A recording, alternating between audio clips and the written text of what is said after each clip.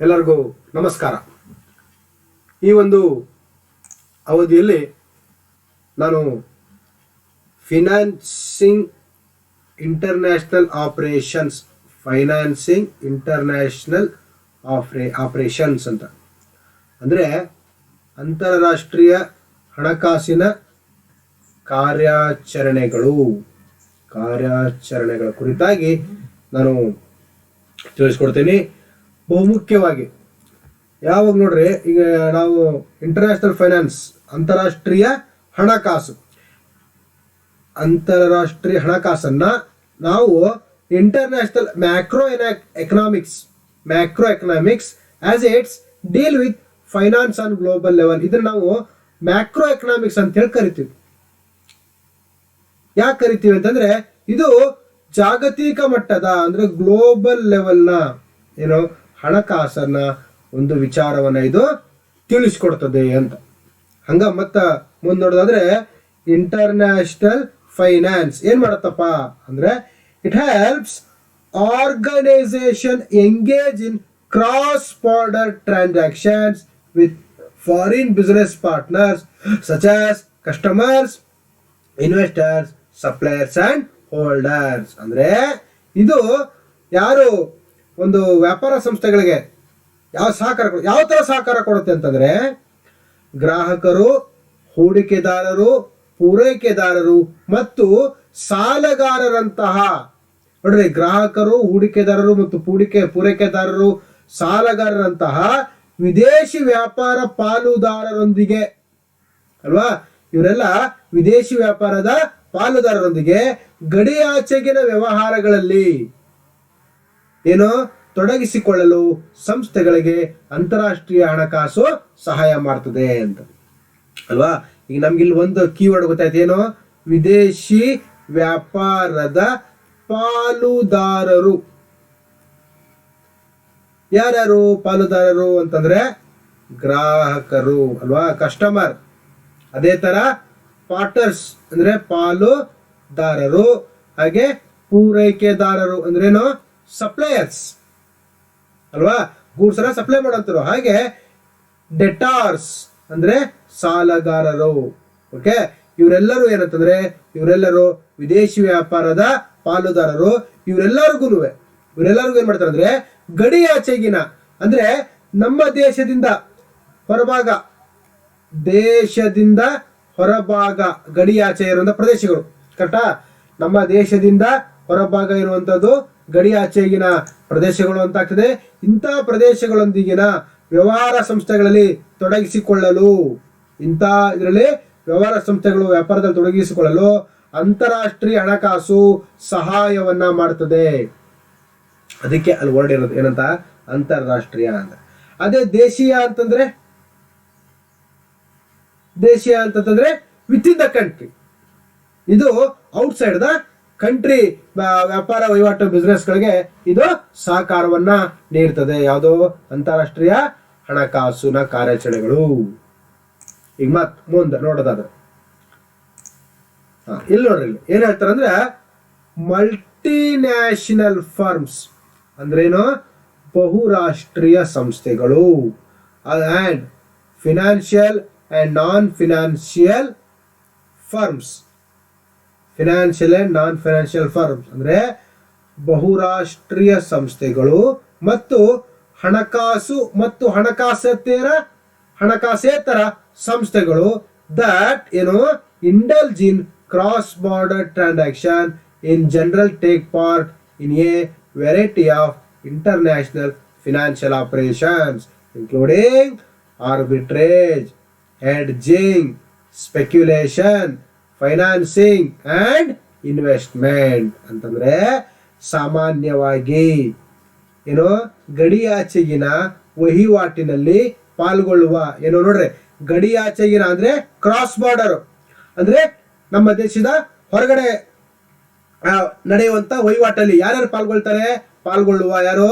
ಬಹುರಾಷ್ಟ್ರೀಯ ಸಂಸ್ಥೆಗಳು ಅಂದ್ರೆ MNCs ಅಲ್ವಾ. ಅಂದ್ರೇನು? Multinational companies. ಅದೇ ತರ ಹಣಕಾಸು ಮತ್ತು ಹಣಕಾಸೇತರ ಸಂಸ್ಥೆಗಳು ಮಧ್ಯಸ್ಥಿಕೆ, ಹೆಡ್ಜಿಂಗ್ ಅಂದ್ರೆ ನಷ್ಟವನ್ನ ಕಡಿಮೆ ಮಾಡುವಂಥದ್ದು. ಹಣಕಾಸು ಮತ್ತು ಹೂಡಿಕೆ ಸೇರಿದಂತೆ ಏನು ಅಂತಾರಾಷ್ಟ್ರೀಯ ಹಣಕಾಸು ಕಾರ್ಯಾಚರಣೆಗಳಲ್ಲಿ ಪಾಲ್ಗೊಳ್ತಾರೆ, ಭಾಗವಹಿಸ್ತವೆ.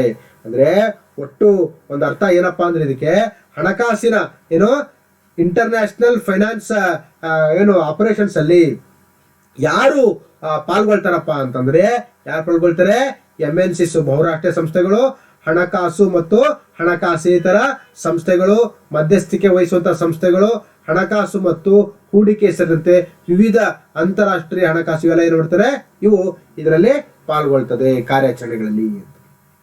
ಓಕೆ, ಸೊ ಮತ್ತೆ ಮುಂದಿನ ಒಂದು ಅಂಶದ ಬಗ್ಗೆ ನಾನೀಗ ಚರ್ಚೆ ಮಾಡ್ತೀನಿ. ಹಾಗೆ ಇನ್ನೂ ನಾವು ಎಲಾಬ್ರೇಟ್ ಆಗಿ ತಿಳ್ಕೊಳ್ಳೋದಾದ್ರೆ ಹೇಗಪ್ಪ ಅಂತಂದ್ರೆ ಇಲ್ಲಿ ನೋಡ್ರಿ, ಏನು international trade financing. International trade financing ಅಂತಂದ್ರೆ ಅಂತಾರಾಷ್ಟ್ರೀಯ ವ್ಯಾಪಾರ ಕಾರ್ಯಾಚರಣೆ ಏನು is required especially to get funds to carry out international trade operations. ಅಂತಂದ್ರೆ ಅಂತಾರಾಷ್ಟ್ರೀಯ ವ್ಯಾಪಾರ ಕಾರ್ಯಾಚರಣೆಗಳನ್ನು ನಡೆಸಲು ಹಣವನ್ನ ಪಡೆಯಲು ಅಂತಾರಾಷ್ಟ್ರೀಯ ವ್ಯಾಪಾರದ ಹಣಕಾಸು ಅಗತ್ಯವಾಗಿದೆ. ಇದು ಆಬ್ವಿಯಸ್ಲಿ ಈಗ ನಾವು ಇಂಟರ್ನ್ಯಾಷನಲ್ ಅಲ್ಲಿ ಇಂಟರ್ನ್ಯಾಷನಲ್ ಅಂದ್ರೆ ಅಂತಾರಾಷ್ಟ್ರೀಯ ಒಂದು ಮಟ್ಟದಲ್ಲಿ ವ್ಯಾಪಾರ ವಹಿವಾಟನ್ನ ನಡೆಸಬೇಕಾದಾಗ ನಮಗೆ ಅಂತಾರಾಷ್ಟ್ರೀಯ ವ್ಯಾಪಾರ ಹಣಕಾಸು ಬಹಳ ಬಹಳ ಏನೋ ಅಗತ್ಯ. ಇದಕ್ಕೆ ಹೆಚ್ಚಾಗಿ ನಾವು ಇನ್ನೊಂದು ವರ್ಡ್ ಆಗ್ಬೋದು, ಏನೋ ಅತ್ಯಗತ್ಯವಾಗಿದೆ ಅಂತ. It's very essential, it's very essential ಅಂತ ಹೇಳ್ಬೋದು.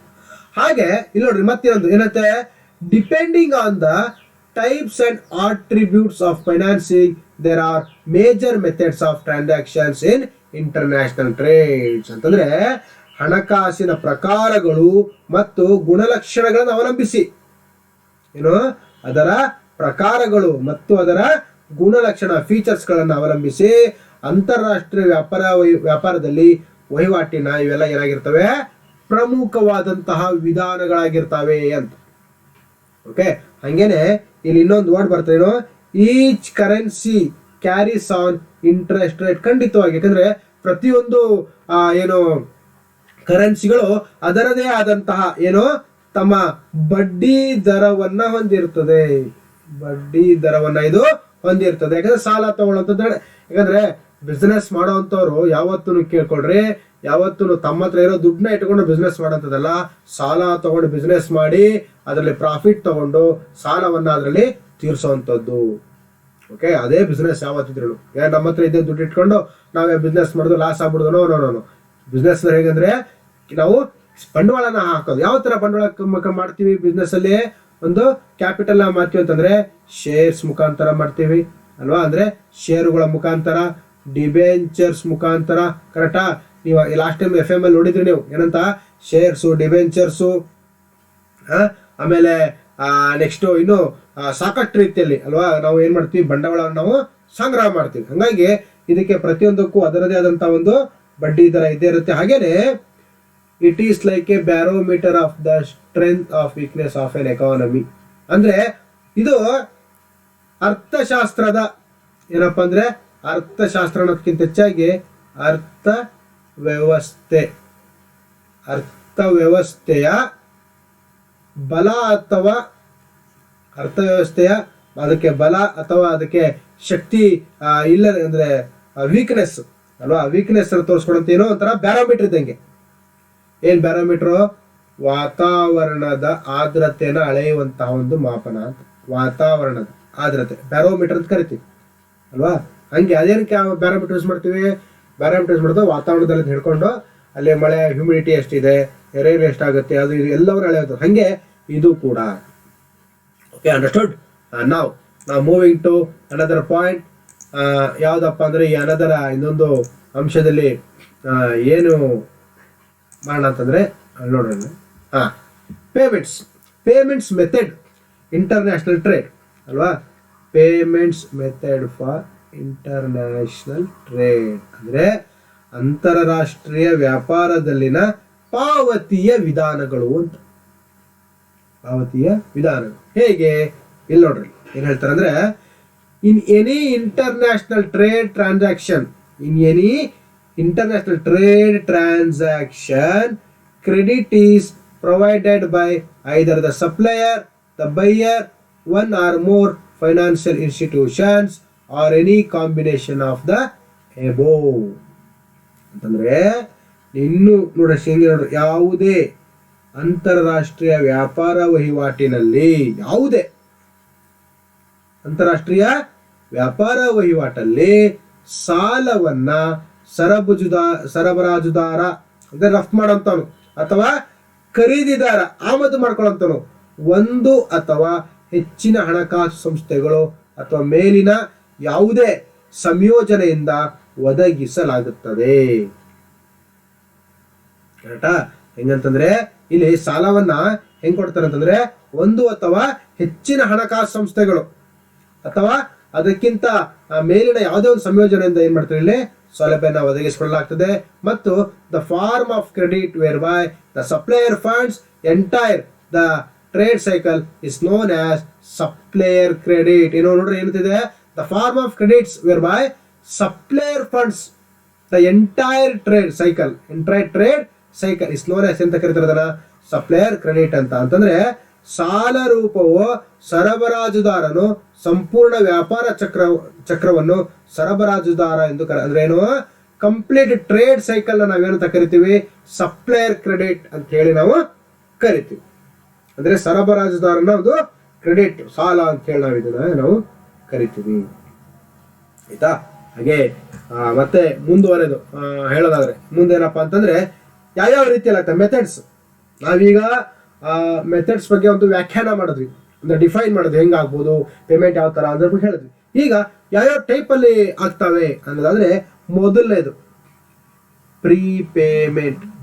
ಈ ವರ್ಡ್ ಪ್ರೀ ಅನ್ನೋದು ಹೇಳುತ್ತೆ ಅಂದ್ರೆ ಏನು, ಮುಂಚಿತ ಅಲ್ವಾ? ಏನು, the goods will not be shipped until buyer has paid the seller.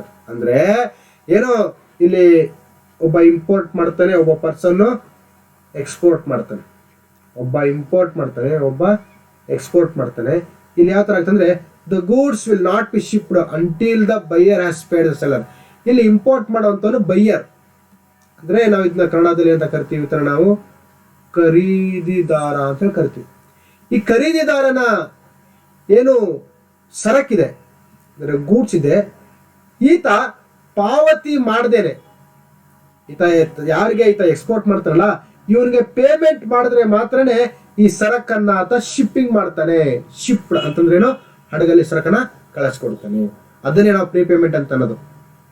ಹಂಗೆ ಕರೆಕ್ಟ್ ಹಂಗೆ ಆಯ್ತಲ್ಲ, ಈಗ ಏನೋ ದುಡ್ಡು ಕೊಟ್ಟು ಖರೀದಿ ಮಾಡೋಂಥದ್ದು ನೇರಲ್ಲ ಅಂದ್ರೂ ಪೇಮೆಂಟ್ ಆದಾಗ ಆತ ಗೂಡ್ಸ್ ಅನ್ನ ರಿಲೀಸ್ ಮಾಡ್ತಾನೆ. ಯಾರು ಎಕ್ಸ್ಪೋರ್ಟ್, ನಮಗೆ ಎಕ್ಸ್ಪೋರ್ಟ್ ಮಾಡ್ತಾರೆ ಅಂತ ಅವನಿಗೆ, ನಾವು ಇಂಪೋರ್ಟರ್ ಆಗಿರ್ತೀವಿ.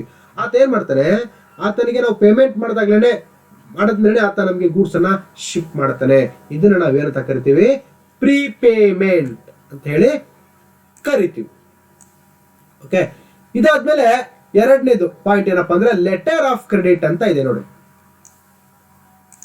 ಎರಡನೇ ಪಾಯಿಂಟ್ ಏನಂತ ಇದೆ ನಮ್ಗೆ, ಲೆಟರ್ ಆಫ್ ಕ್ರೆಡಿಟ್ ಅಂದ್ರೆ ಸಾಲ ಪತ್ರಗಳು ಅಂತ. ಇಲ್ಲಿ ಯಾವ ತರ ವ್ಯಾಪಾರ ವಹಿವಾಟು ನಡೀತದೆ, ಅದರ ಪೇಮೆಂಟ್ ನ ಮೆಥಡ್ ನಡೀತದಪ್ಪ ಅಂದ್ರೆ these are issued by A, these are ಇವೆಲ್ಲ ಎಲ್ಲಿ ಇಶ್ಯೂ ಮಾಡ್ತಾರೆ, ಬೈ ಎ ಬ್ಯಾಂಕ್ ಅಲ್ವಾ? ಯಾರು ಇಶ್ಯೂ ಮಾಡ್ತಾರೆ ಲೆಟರ್ ಆಫ್ ಕ್ರೆಡಿಟ್ ಅನ್ನ? ಇದನ್ನ ಯಾರೇ ಎಕ್ಸ್ಪೋರ್ಟರ್ ಅಥವಾ ಇಂಪೋರ್ಟರ್ ಇಶ್ಯೂ ಮಾಡಲ್ಲ, ಇದನ್ನ ಬ್ಯಾಂಕ್ ಇಶ್ಯೂ ಮಾಡುತ್ತೆ. ಯಾವ ರೀತಿಯಾಗಿ, ಆನ್ ಬಿಹಾಫ್ ಆಫ್ ಇಂಪೋರ್ಟರ್ ಅಲ್ವಾ? ಅಂದ್ರೆ ಯಾರು ವಸ್ತುವನ್ನ ಇಂಪೋರ್ಟ್ ಮಾಡ್ಕೊತಾನೆ, ಆಮದು ಮಾಡ್ಕೊತಾನೆ, ಆತನ ಪರವಾಗಿ ಬ್ಯಾಂಕು ಲೆಟರ್ ಆಫ್ ಕ್ರೆಡಿಟ್ ಅನ್ನ ಏನ್ ಮಾಡುತ್ತೆ, ಇಶ್ಯೂ ಮಾಡ್ತಾರೆ. ಏನಂತ, ಪ್ರಾಮಿಸಿಂಗ್ ಏನು, to pay the exporter upon the presentation of the shipping documents. ಅಂದ್ರೆ ಇಲ್ಲಿ ಯಾವ ತರ ಅಂದ್ರೆ ಆತ ಎಕ್ಸ್ಪೋರ್ಟ್ ಶಿಪ್ಪಿಂಗ್ ಡಾಕ್ಯುಮೆಂಟ್ ಅನ್ನ ಆತ ಏನ್ ಮಾಡ್ಬೇಕು, ಪ್ರೆಸೆಂಟ್ ಮಾಡ್ಬೇಕು ಎಕ್ಸ್ಪೋರ್ಟರ್. ಅದನ್ನ ಪ್ರೆಸೆಂಟ್ ಮಾಡಿದಾಗ ಬ್ಯಾಂಕ್ ಏನ್ ಮಾಡುತ್ತೆ, on behalf of importer letter of credit ಅನ್ನ ಏನ್ ಮಾಡ್ತದೆ, ಇಶ್ಯೂ ಮಾಡ್ತದೆ. Okay, understood? ಸಿಂಪಲ್ ಆಗಿ ಅರ್ಥ ಏನು, ಆನ್ ಬಿಹಾಫ್ ಇದನ್ನ ಲೆಟರ್ ಆಫ್ ಕ್ರೆಡಿಟ್ ಅನ್ನ ಯಾವುದೇ ಒಬ್ಬ ಎಕ್ಸ್ಪೋರ್ಟರ್ ಆಗಲಿ ಇಂಪೋರ್ಟರ್ ಆಗಲಿ ಇದನ್ನ ಇಶ್ಯೂ ಮಾಡಲ್ಲ, ಬ್ಯಾಂಕ್ ಅವ್ರು ಇಶ್ಯೂ ಮಾಡ್ತಾರೆ. ಹೇಗೆ ಇಶ್ಯೂ ಮಾಡ್ತಾರೆ, ಆನ್ ಬಿಹಾಫ್ ಆಫ್ ಇಂಪೋರ್ಟರ್. ಏನಂತ ಪ್ರಾಮಿಸಿಂಗ್ ಮಾಡಿ, to pay the exporter upon presentation of the shipping documents. ಕರೆಕ್ಟಾ? ಪ್ರಾಮಿಸ್ ಮಾಡ್ತಾರೆ ಏನಂತ, ಎಕ್ಸ್ಪೋರ್ಟರ್ಗೆ ನಾವು ಪೇಮೆಂಟ್ ಮಾಡ್ತೀವಿ ಯಾವಾಗ ಆತ ಶಿಪ್ಪಿಂಗ್ ಡಾಕ್ಯುಮೆಂಟ್ ಅನ್ನ ಪ್ರೆಸೆಂಟ್ ಮಾಡಿದಾಗ. ಓಕೆ, ಸೊ ನಿಮ್ಗೆ ಇವಾಗ ಒಂದು ಕ್ಲಾರಿಟಿ ಆಯ್ತು ಅಂತ ಹೇಳಿ ನಾನು ಭಾವಿಸ್ತೀನಿ. ಹಾಗೆ ಮುಂದಿನ ಮತ್ತೊಂದು ಅಂಶ ಕನ್ಸೈನ್ಮೆಂಟ್ ಅಂತ. ಕನ್ಸೈನ್ಮೆಂಟ್ಸ್ ಇಲ್ಲಿ ಯಾವ ರೀತಿಲಿ ಪೇಮೆಂಟ್ ಆಗ್ತದೆ ಅಂತ ನಾವು ನೋಡೋದಾದ್ರೆ, the exporter retain actual title to the goods that are shipped to the importer. ಅಂದ್ರೆ ಯಾವ ಯಾವ ಒಬ್ಬ ವ್ಯಾಪಾರ ಸಂಸ್ಥೆ ವಸ್ತುವನ್ನ ರಫ್ತು ಮಾಡಿರ್ತದಲ್ಲ, ರಫ್ತು ಮಾಡಿರ್ತಲ್ಲ, ಆತ ಏನ್ ಮಾಡಿರ್ತಾನೆ, retain actual title to the goods. ಆ ವಸ್ತುವಿನ ಟೈಟಲ್ ಏನಿದೆ ಅದನ್ನ ಆತನೇ ಉಳಿಸ್ಕೊಂಡಿರ್ತಾನೆ, ಇಂಪೋರ್ಟರ್ ಮಾಡಿರೋಂಥದ್ದು. ಇದನ್ನ ನಾವು ಕನ್ಸೈನ್ಮೆಂಟ್ಸ್ ಅಂತ ಹೇಳಿ ನಾವು ಕರಿತೀವಿ. ಹಾಗೆ ಕಡೆಯದಾಗಿ ಇನ್ನೊಂದು ಅಂಶ ಇದೆ, ಅದು ಯಾವ್ದಪ್ಪ ಅಂದ್ರೆ ಓಪನ್ ಅಕೌಂಟ್ಸ್ ಅಂತ. ಏನು ಓಪನ್ ಅಕೌಂಟ್ಸ್? ಇದೇನ್ ಹೇಳ್ತದೆ, the exporter ships the merchandise and expect the buyer to remit payment according to agreed upon terms ಅಂತ. ಅಂದ್ರೆ ಒಬ್ಬ ಏನು ವಸ್ತುವನ್ನ ಎಕ್ಸ್ಪೋರ್ಟರ್ ಶಿಪ್ಸ್ ಮಾಡ್ತಾ ಇದ್ದಾನೆ, merchandise, and expect to buyer ಅಂದ್ರೆ ಖರೀದಿ ಮಾಡೋದನಿಗೆ remit payment according to agreed open. ಅಂದ್ರೆ ನೀನು ಓಪನ್ ಆಗಿ ಇದು ಮಾಡೋ ತಕ್ಷಣ ಪೇಮೆಂಟ್ ಮಾಡ್ತೀನಿ ಅಂತ.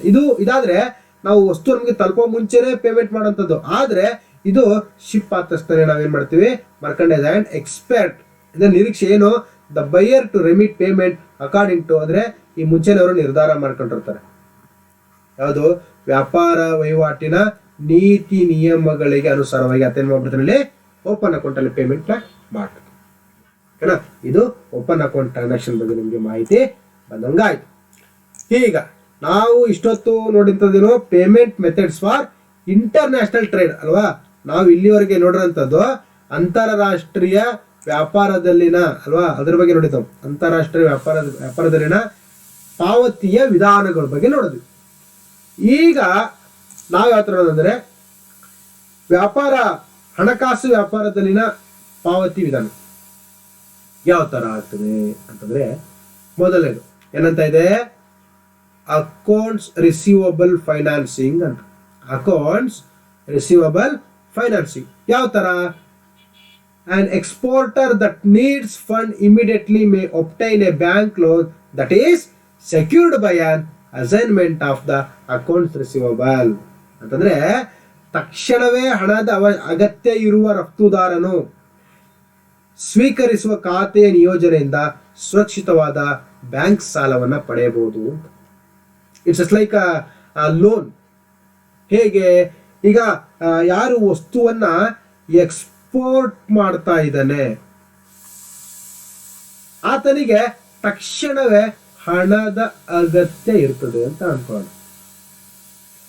ಅಂತ ಟೈಮಲ್ಲಿ ಏನ್ ಮಾಡಬೇಕು, ಯಾರು ಸ್ವೀಕರಿಸ್ತಾನಲ್ಲ ಅಂದ್ರೆ ಇಂಪೋರ್ಟರ್ ಇದಲ್ಲ, ಸ್ವೀಕರಿಸೋ ಖಾತೆ ಅಂದ್ರೆ ಇಂಪೋರ್ಟರ್, ಆತನಿಗೆ ಏನ್ ಮಾಡೋದು, ಖಾತೆಯ ನಿಯೋಜನೆಯಿಂದ ಅಂದ್ರೆ ಆತನ ಏನು ಗೂಡ್ಸ್ ಕಳ್ತಾನೆ, ಸೆಕ್ಯೂರಿಟಿ ಗೂಡ್ಸ್ ಕಳಿಸ್ತಾ ಇದೆಯಲ್ಲ, ಆ ಒಂದು ಅದರ ಆಧಾರದ ಮೇಲೆನೆ ಏನ್ ಮಾಡೋಂಥದ್ದು, ಬ್ಯಾಂಕ್ ಲೋನ್ ಪಡೆದು ಈತ ಪಾವತಿಯನ್ನ ಪಡೆಯೋದು. ಅಕೌಂಟ್ಸ್ ರಿಸೀವಬಲ್ ಫೈನಾನ್ಸಿಂಗ್ ಅಂದ್ರೆ ಇದು ಮೀನಿಂಗ್ ನಮ್ಗೆ ಆಗ್ತದೆ. ಓಕೆ, ಸೊ ಮುಂದಿನ ಒಂದು ಅಂಶ ಏನಪ್ಪಾ ಅಂದ್ರೆ ಫ್ಯಾಕ್ಟರಿಂಗ್, ಅಥವಾ ಅದನ್ನ ನಾವೇನ್ ಕರಿತೀವಿ ಕ್ರಾಸ್ ಬಾರ್ಡರ್ ಫ್ಯಾಕ್ಟರಿಂಗ್ ಅಂತ. ಕ್ರಾಸ್ ಬಾರ್ಡರ್ ಅಂದ್ರೆ ಇಟ್ಸ್ ನಥಿಂಗ್ ಬಟ್ ಇಂಟರ್ನ್ಯಾಷನಲ್. ಇದು ಅಂತಾರಾಷ್ಟ್ರೀಯ ವ್ಯಾಪಾರ ಸಂಬಂಧಪಟ್ಟಿದೆ ಅಂಶನು. ಇಲ್ಲಿ ಏನ್ ಹೇಳ್ತಾರೆ ಅಂದ್ರೆ ನೋಡ್ರಿ, ಏನಂತಾರೆ, the accounts receivable are sold to a third party. ನೋಡ್ರಿ, the accounts receivable are sold to a third party that then assumes all the responsibilities, exposure associated with collecting from the buyer. Associated ಅಂದ್ರೆ ಸ್ವೀಕರಿಸುವ ಖಾತೆಗಳನ್ನ ಮೂರನೇ ವ್ಯಕ್ತಿಗೆ ಮಾರಾಟ ಮಾಡಲಾಗುತ್ತದೆ. ಮೂರನೇ ವ್ಯಕ್ತಿ ಹೇಗೆ, ಅದು ಖರೀದಿದಾರರಿಂದ ಸಂಗ್ರಹಿಸುವುದರೊಂದಿಗೆ ಸಂಬಂಧಿಸಿದ ಎಲ್ಲಾ ಜವಾಬ್ದಾರಿಗಳನ್ನ ಮತ್ತು ಮಾನ್ಯತೆಯನ್ನ ಇದೇನ್ ಮಾಡ್ತದೆ, ಇಲ್ಲಿ ಊಹೆನ ಮಾಡ್ತದೆ. ಹಂಗೆ ನೋಡ್ರಿ, ಯಾರು ಸ್ವೀಕರಿಸ್ತಾರೆ ಆ ಖಾತೆಗಳೇನ್ ಮಾಡೋದು, ಮೂರನೇ ವ್ಯಕ್ತಿ ಮಾರಾಟ ಮಾಡ್ಬಿಡೋದು. ಮಾರಾಟ ಮಾಡಿದಾಗ ಏನಾಗ್ತದೆ, ಅದರಿಂದ ಯಾರು ಖರೀದಿ ಮಾಡ್ತಾರೆ ಅವ್ರಿಗೆ ಸಂಗ್ರಹ ಮಾಡೋದ್ರಿಂದಾಗಿ ಎಲ್ಲಾ ಜವಾಬ್ದಾರಿಗಳನ್ನ ಮತ್ತೆ ಇಲ್ಲಿ ಮಾನ್ಯತೆಗಳನ್ನ ಈ ಒಂದು ಫ್ಯಾಕ್ಟರಿಂಗ್ ಅಂಶದಲ್ಲಿ ನಾವೇನ್ ಮಾಡ್ತೀವಿ, ಊಹೆಯನ್ನು ಮಾಡಲಿಕ್ಕೆ ಸಾಧ್ಯ ಆಗ್ತದೆ. ಓಕೆ, ಸೊ ಇದು ಅರ್ಥ ಆಗಿ ಅಂತ ಭಾವಿಸ್ತೀನಿ. ಹಾಗೆ ಮುಂದಿನ ಒಂದು ಅಂಶ ಏನಪ್ಪಾ ಅಂತಂದ್ರೆ, ಇಲ್ಲಿ ಕೂಡ ನೋಡ್ರಿ ಲೆಟರ್ ಆಫ್ ಕ್ರೆಡಿಟ್. ಆಗ್ಲೇ ನೋಡಿದ್ವಿ ನಾವು ಏನಂತ, these are issued by a bank. ಯಾರ ಪರವಾಗಿ? ಆಗ್ಲೇ ಓದೋದೇನೋ, on behalf of the importer. ಏನ್ promise to the pay exporter presentation upon the shipping document ಅಂತಂದ್ರೆ, ಆತ ಆಗ್ಲೇ ಇದು ಚರ್ಚೆ ಮಾಡಿದ್ವಿ ಏನಂತ, ಸಾಗಣೆ ದಾಖಲೆಗಳನ್ನ ಪ್ರಸ್ತುತಪಡಿಸಿದ ನಂತರ, ಅಂದ್ರೆ ಆತ ನಮ್ಗೆ ಗೂಡ್ಸ್ ಅನ್ನ ಶಿಪ್ಪಿಂಗ್ ಮಾಡ್ತಾರೆ ಅಂತ ಹೇಳಿದ್ರೆ ಡಾಕ್ಯುಮೆಂಟ್ ಮಾಡಿದಾಗ ಏನ್ ಮಾಡ್ತಾರೆ, ರಫ್ತುದಾರರಿಗೆ ಪಾವತಿಸುವ ಭರವಸೆ ನೀಡುವ ಮೂಲಕ ಆಮದುದಾರರ ಪರವಾಗಿ ಬ್ಯಾಂಕ್ ಏನ್ ಮಾಡ್ತದೆ, ಲೆಟರ್ ಆಫ್ ಕ್ರೆಡಿಟ್ ಅನ್ನ ಇಶ್ಯೂ ಮಾಡ್ತದೆ. ಕರೆಕ್ಟ್ ಹೇಳಿದ್ದು. ಒಬ್ಬ ಆಮದುದಾರ ಏನ್ ಮಾಡ್ತಾನೆ, ಬ್ಯಾಂಕ್ ಹೋಗ್ಬಿಟ್ಟು ಸರ್ ಈ ತರ ನಮ್ಗೆ ಲೋನ್ ಬೇಕಾಗಿದೆ, ಗೂಡ್ಸ್ ಬರ್ತಾ ಇದೆ ಅಂದ್ಬಿಟ್ಟು ಡಾಕ್ಯುಮೆಂಟ್ ಅವನು ಶಿಪ್ಪಿಂಗ್ ಡಾಕ್ಯುಮೆಂಟ್ ಆಗಿದ್ನ ಪ್ರಸ್ತುತಪಡಿಸಿದಾಗ ಆತನ ಪರವಾಗಿ ಅಂದ್ರೆ ಯಾರು ವಸ್ತುವನ್ನು ಆಮದು ಮಾಡ್ಕೋತಾ ಇದಾರಲ್ಲ ಆತನ ಪರವಾಗಿ ಬ್ಯಾಂಕ್ ಏನ್ ಮಾಡುತ್ತೆ, ಲೆಟರ್ ಆಫ್ ಕ್ರೆಡಿಟ್ ಅನ್ನ ಏನ್ ಮಾಡುತ್ತೆ, ಇಶ್ಯೂ ಮಾಡ್ಕೊಳ್ಳುತ್ತೆ. ಓಕೆ, ಸೊ ಲಾಸ್ಟ್ ಟೈಮ್ ಹೇಳ್ಬೇಕಾದಾಗ ಒಂದೆರಡು ಪಾಯಿಂಟ್ ಆಚೀಚೆ ಆಗಿದೆ, ಅದನ್ನ ದಯವಿಟ್ಟು ಇವಾಗ ನಾನು ಹೇಳಿದ್ರಲ್ಲ ಇದಕ್ಕೆ ನೀವು ಕರೆಕ್ಷನ್ ಮಾಡ್ಕೊಂಡ್ಬಿಡ್ರಿ ಆಯ್ತಾ. ನೆಕ್ಸ್ಟ್ ನೋಡ್ರಿ ಏನಂತ, ಬ್ಯಾಂಕರ್ಸ್ ಅಕ್ಸೆಪ್ಟೆನ್ಸ್ ಅಂತ. ಏನ್ ಬ್ಯಾಂಕರ್ ಅಕ್ಸೆಪ್ಟೆನ್ಸ್ ಅಂದ್ರೆ, this is a time draft that drawn and accepted by a bank. ನೋಡ್ರಿ accepted bank, the importers bank ಅಂತ. The accepting bank is obliged to pay the holders of the draft at maturity. ಅಂತಂದ್ರೆ ಇದು ಒಂಥರ ಸಮಯದ draft ಹುಂಡಿ. ಯಾವುದು? Bank ಆಮದುದಾರರ ಇಂಪೋರ್ಟರ್ಗೆ ಸಂಬಂಧಪಟ್ಟಂಗೆ. ಯಾವ ತರ ಅಂದ್ರೆ, ಸ್ವೀಕರಿಸುವ ಬ್ಯಾಂಕ್ ಕರಡು ಹೊಂದಿರುವವರಿಗೆ ಮುಕ್ತಾಯಕ್ಕೆ ಪಾವತಿಸಲು ನಿರ್ಬಂಧವನ್ನ ಇದು ಹೊಂದಿರ್ತದೆ. ಏನು? ಮುಕ್ತಾಯಕ್ಕೆ ಅಲ್ವಾ, ಬ್ಯಾಂಕ್ ಕರಡು ಹೊಂದಿರೋರಿಗೆ ಮುಕ್ತಾಯಕ್ಕೆ ಪಾವತಿಸಲು ಏನಾಗಿರ್ತದೆ, ಇದು ನಿರ್ಬಂಧವನ್ನ ಇದು ಹೊಂದಿರ್ತದೆ ಅಂತೇಳಿ ನಾವು ಈ ಒಂದು ಅಂಶದಿಂದ ತಿಳ್ಕೊಬಹುದು. ಓಕೆ, ಹಾಗೆ ಇನ್ನು ಬಹುಮುಖ್ಯವಾದ ಅಂಶ, ಇವೆಲ್ಲ ಓದ್ತಾರೇನು, ಅಂತಾರಾಷ್ಟ್ರೀಯ ಕಾರ್ಯಾಚರಣೆ ಏನ್ ನಡೀತದೆ ಹಣಕಾಸು ಅದರ ಸಂಬಂಧಪಟ್ಟಂಗೆ ಎಲ್ಲ ಮಾಹಿತಿ ಟೈಪ್ಸ್ಗಳು ನೋಡ್ತಾ ಇದ್ದೀವಿ. ಇಲ್ಲಿ ವರ್ಕಿಂಗ್ ಕ್ಯಾಪಿಟಲ್ ಫೈನಾನ್ಸಿಂಗ್ ಅಂತಿದೆ. ಏನ್ ಹಂಗಂದ್ರೆ, ನಾವು ಕನ್ನಡದಲ್ಲಿ ನಾವೇನ್ ಕರಿತೀವಿ ವರ್ಕಿಂಗ್ ಕ್ಯಾಪಿಟಲ್ ಅಂತಂದ್ರೆ, ಇದನ್ನ ಕನ್ನಡದಲ್ಲಿ ಹಂಗಿಲ್ಲ, ದುಡಿಯುವ ಬಂಡವಾಳ ಅಂತ ಹೇಳಿ ಕರಿತೀವಿ. ಕರೆಕ್ಟಾ? ಏನಂತ ಕರಿತೀವಿ? ದುಡಿಯುವ ಬಂಡವಾಳ ಅಂತ ಕರಿತೀವಿ. ದುಡಿಯುವ ಬಂಡವಾಳಕ್ಕೆ ಫೈನಾನ್ಸಿಂಗ್ ಬಗ್ಗೆ ಯಾವ ತರ ಇರುತ್ತೆ ಅಂತ ನೋಡೋದಾದ್ರೆ, banks May provide short term loans that finance the working capital cycle from the purchase inventory until the eventual conversion of cash ಅಂತಂದ್ರೆ ಇಲ್ಲಿ ನೋಡ್ರಿ ಏನ್ ಹೇಳ್ತಾರೆ, ದಾಸ್ತಾನು ಖರೀದಿಯಿಂದ ಹಿಡಿದು ರಾ ಮೆಟೀರಿಯಲ್ಸ್ ಇಂದ, ದಾಸ್ತಾನು ಖರೀದಿಯಿಂದ ಹಿಡಿದು ಅಂತಿಮವಾಗಿ ನಗದು ಪರಿವರ್ತನೆಯಾಗುವವರೆಗೆ ರಾ ಮೆಟೀರಿಯಲ್ ಮ್ಯಾನುಫ್ಯಾಕ್ಚರ್ ಆಯಿತು, ಕಡೆಗೆ ಫಿನಿಶ್ಡ್ ಗುಡ್ಸು ಇದು ಸೇಲ್ ಆಯ್ತು, ಲಾಸ್ಟ್ ಅಲ್ಲಿ ನಮ್ಗೆ ಏನ್ ಬಂತು, ಅಮೌಂಟ್ ಬಂತು. ಅಂದ್ರೆ ಇದರ ಅರ್ಥ ಏನಪ್ಪಾ ಅಂದ್ರೆ, ಇದನ್ನ ಪರ್ಚೇಸ್ ಮಾಡೋದ್ರಿಂದ ಹಿಡಿದು ಲಾಸ್ಟ್ ಅಲ್ಲಿ ಸೇಲ್ ಆಗಿ ಅಮೌಂಟ್ ಬರೋವರೆಗೂ ಅಂತ ಅಲ್ವಾ, ಅಂದ್ರೆ ಅಂತಿಮವಾಗಿ ನಗದಾಗಿ ಪರಿವರ್ತನೆ ಆಗುವವರೆಗೂ ಕಾರ್ಯ ಬಂಡವಾಳದ ಚಕ್ರಕ್ಕೆ ಅಂದ್ರೆ ವರ್ಕಿಂಗ್ ಕ್ಯಾಪಿಟಲ್, ದುಡಿಯುವ ಬಂಡವಾಳ ವರ್ಕಿಂಗ್ ಕ್ಯಾಪಿಟಲ್ಗೆ ಹಣಕಾಸು ಒದಗಿಸುವ ಅಲ್ಪಾವಧಿ ಸಾಲಗಳನ್ನ ಬ್ಯಾಂಕ್ ಒದಗಿಸ್ತದೆ ಅಂತ. ಕರೆಕ್ಟಾ? ರಾ ಮೆಟೀರಿಯಲ್ ಪರ್ಚೇಸ್ ಮಾಡಿ, ಅದನ್ನ ಫಿನಿಶ್ಡ್ ಗುಡ್ಸ್ ಮಾಡಿ, ಅದನ್ನ ಸೇಲ್ ಮಾಡಿ ಅಮೌಂಟ್ ಬರೋವರೆಗೂ ಕೂಡ ಬ್ಯಾಂಕ್ಗಳು ಏನ್ ಮಾಡ್ತವೆ, ದುಡಿಯುವ ಬಂಡವಾಳವನ್ನ ಅಲ್ಪಾವಧಿಯ ಸಾಲದ ರೂಪದಲ್ಲಿ ಪಡಿಬಹುದು. ಹಾಗೆ ಇಲ್ಲಿ ಇನ್ನೊಂದಿದೆ ನೋಡ್ರಿ, ಏನಂತ, medium term capital goods financing ಅಂತ. Forfaiting medium term capital goods financing, ಬಂಡವಾಳ ಏನು ಮಧ್ಯಮ ವರ್ಗ, ಮೀಡಿಯಂ ಟರ್ಮ್ ಅಂದ್ರೆ ಮಧ್ಯಮದ ಬಂಡವಾಳ. ಇದಕ್ಕೆ ಸಂಬಂಧಪಟ್ಟ ನೋಡ್ರಿ, the importer issues a promissory note P notes to the exporter. The importer ಏನ್ ಮಾಡ್ತಾನೆ, ಅವನು ವಸ್ತುವನ್ನ ಆಮದು ಮಾಡ್ಕೊಳ್ತಾರಂತಾನು ಪ್ರಾಮಿಸರಿ ನೋಟ್ನ ಇಶ್ಯೂ ಮಾಡ್ತಾರೆ. ಯಾರಿಗೆ? ಎಕ್ಸ್ಪೋರ್ಟರ್ಗೆ. ಅಂತ to pay for its imported capital goods over a period that generally ranges from 3 to 7 years. ಅಲ್ವಾ? ಪ್ರಾಮಿಸರಿ ನೋಟ್ಸು, ನಾನು ವಸ್ತು ಆಮದು ಮಾಡ್ಕೊಂಡಿರೋದಕ್ಕೆ ನಿನಗೆ 3 to 7 years ಅಲ್ಲಿ ಪೇಮೆಂಟ್ ಮಾಡ್ತೀನಿ ಅಂತೇಳಿ ಆತ ಏನು ಮಾಡ್ತಾನೆ? ಎಕ್ಸ್ಪೋರ್ಟರ್ಗೆ ಇದನ್ನ ಇಶ್ಯೂ ಮಾಡ್ತಾನೆ. ಓಕೆ, ನೆಕ್ಸ್ಟು ಕಡೆಯ ಒಂದು ಅಂಶ ಇದರಲ್ಲಿ ಬರುವಂಥದ್ದು ಏನಪ್ಪಾ ಅಂದ್ರೆ ಕೌಂಟರ್ ಟ್ರೇಡ್ ಅಂತ. ಕೌಂಟರ್ ಅಟ್ಯಾಕ್ ತರ ಅಂತಾರೆ ಕೌಂಟರ್ ಟ್ರೇಡ್. ಇದು ಹೆಂಗೆ ಕೌಂಟರ್ ಟ್ರೇಡ್ ಅಂತಂದ್ರೆ, these are foreign trade transactions in which the sale of goods to one country is link to the purchase of exchange of goods from that same country. ಅಂತಂದ್ರೆ ಇದು ಒಂಥರ ಇದು ವಿದೇಶಿ ವ್ಯಾಪಾರ ವಹಿವಾಟಾಗಿದೆ. ಯಾವ ತರಪ್ಪ ಅಂದ್ರೆ, ಒಂದು ದೇಶಕ್ಕೆ ಸರಕುಗಳ ಮಾರಾಟವು ಅದೇ ದೇಶದಿಂದ ಸರಕುಗಳ ಖರೀದಿ ಅಥವಾ ವಿನಿಮಯದೊಂದಿಗೆ ಇದು ಸಂಬಂಧವನ್ನ ಹೊಂದಿರುತ್ತದೆ. ಕೌಂಟರ್ ಅಂತ ಇದು ಕೌಂಟರ್ ಅಂತ. ಯಾವ ತರ ಕೌಂಟರ್ ಆಯ್ತು? ಈಗ ನಾವು ಏನು ಅಂತ ಒಂದು ಕಂಟ್ರಿಯಿಂದ ವಸ್ತುಗಳನ್ನ ಖರೀದಿ ಮಾಡಿದ್ರೆ ಅದೇ ಏನು ಅಂತ ಕಂಟ್ರಿಗೆ ನಾವು ಪಾವತಿ ಮಾಡೋದಿರ್ತದೆ. ಈಗ ಎ ಮತ್ತೆ ಬಿ ಅಂತ ಹೇಳಿ 2 ಕಂಟ್ರಿ ಇದೆ. ಎ ಮತ್ತು ಬಿ ಅಂತೇಳಿ 2 ದೇಶಗಳಿದೆ. ಈ ದೇಶಕ್ಕೆ ಏನಪ್ಪ ಮಾಡೋದಿರ್ತದಂದ್ರೆ, ಒಂದು ದೇಶಕ್ಕೆ ನಾವು ಸರಕನ್ನ ಎ ಅನ್ನೋ ದೇಶಕ್ಕೆ ನಾವು ಸರಕನ್ನ ಮಾರಾಟ ಮಾಡಿರ್ತೀವಿ.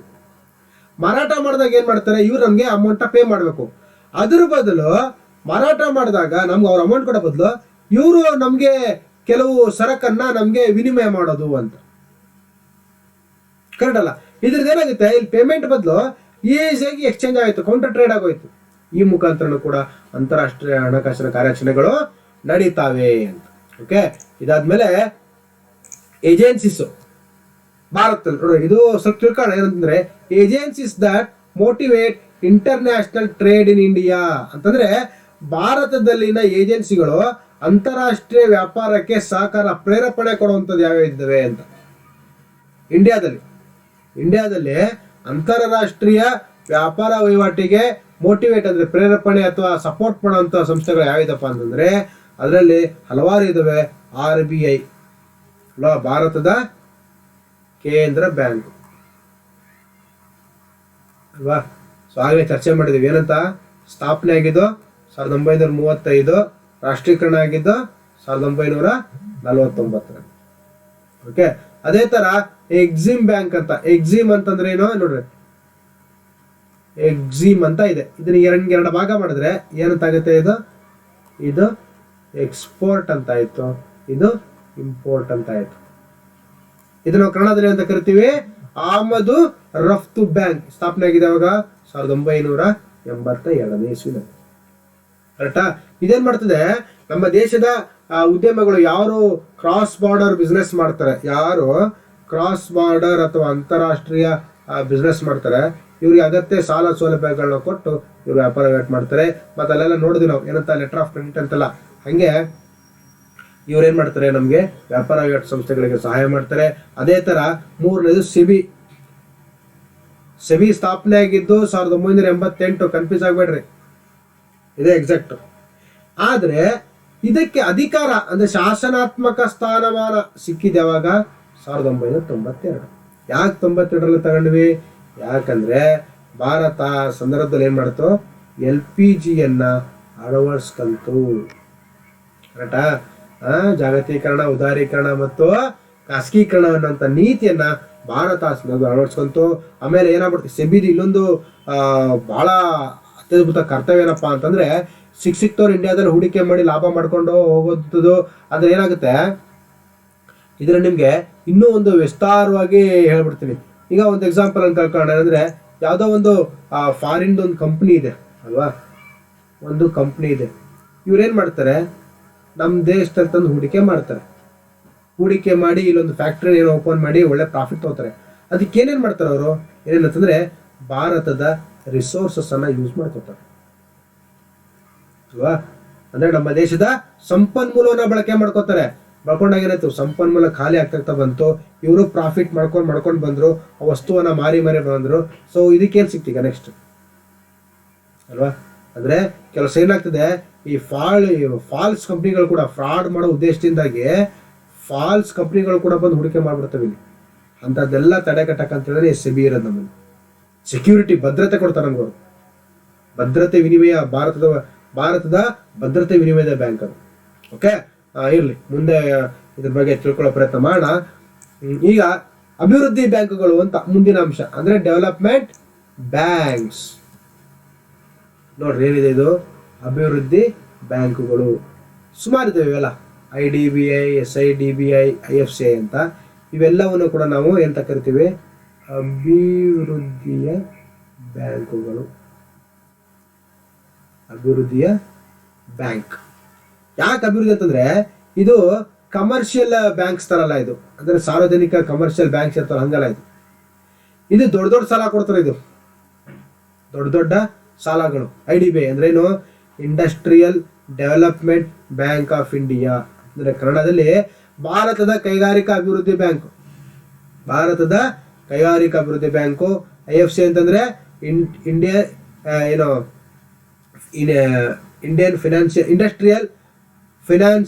Industrial finance corporation of India ಅಂತ, ಅಂದ್ರೆ ಭಾರತದ ಹಣಕಾಸು ಫೈನಾನ್ಸ್ ಕೊಡುವಂತ ಬ್ಯಾಂಕು. ಹಾಗೆ SIDBI ಇವೆಲ್ಲವೂ ಕೂಡ ಅಭಿವೃದ್ಧಿ ಬ್ಯಾಂಕು. ಇವೇನ್ ಮಾಡ್ತವೆ, ಕ್ರಾಸ್ ಬಾರ್ಡರ್ ಬಿಸ್ನೆಸ್ ಅನ್ನ ಪ್ರಮೋಟ್ ಮಾಡ್ತವೆ.